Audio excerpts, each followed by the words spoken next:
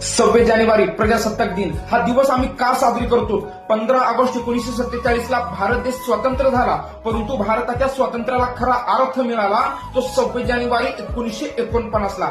त्या दिवशी भारताने डॉक्टर बाबासाहेब आंबेडकरांनी लिहिलेल्या संविधानाचा स्वीकार केला आणि खऱ्या अर्थाने हा देश परिपूर्ण स्वतंत्र झाला.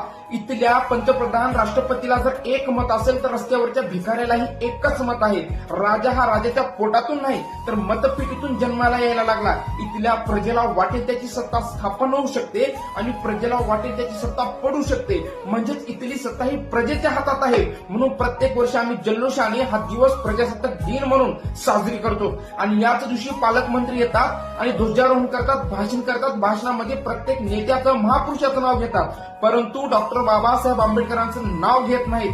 ज्या महामानवामुळे हा सोनेरी दिवस आज आम्हाला अनुभवायला मिळतोय त्याच महामानवाचं नाव हे घेत नाहीत. ही चुकून झालेली चूक नाही तर जाणीवपूर्वक केलेली चूक आहे. महामानवाचा झालेला हा अपमान आहे. हा